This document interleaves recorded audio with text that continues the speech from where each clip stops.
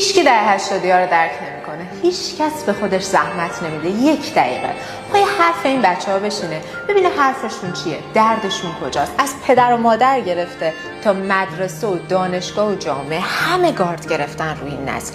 همه مثل یه کیسه بوکس میبینن این بچه‌ها رو که دارن رد میشن، میگن یه مشت بزنیم تو گوش این دهه 80 ببینیم چه خبره. بچه چاق بشه میگن پرخوره، لاغر بشه میگن مریضه. بچه شیک لباس بپوشه میگن نگاه کن میخواد پوز بده. ساده لباس بپوشه میگن فقیره، پول نداره لباس بخره. بچه نظرشو بده میگن نگاه کن چقدر بیادبه. نظر نده میگن اعتماد به نفس نداره. موفق بشه میگن ببین حامی داشته یکی پشتشه. موفق نشه میگن تنبله. راستشو بگه میگن ساده است. راستشو نگه میگن نگاه چقدر ترسوه. این بچه‌ها نه حمایت شما رو میخوان، نه پول شما رو میخوان، نه باورهای قدیمیتون رو میخوان. به عنوان کسی که چند ساله دارم با این بچه‌ها کار میکنم میگم تا الان نسلی باهوشتر، خلاقتر و ایده پردازتر از دهه 80 وجود نداشته.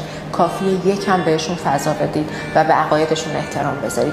اون موقع است که میبینید چقدر قشنگ مسیرشون رو پیدا میکنن. فقط میخوام یه هشدار بدم، نذارید دیر بشه، نذارید زمان بگذره و چند میلیون جوون افسرده و ناامید ایران رو پر کنن. من روانشناس دهه 80 اگر نیاز به کمک داری پیج من دنبال کن.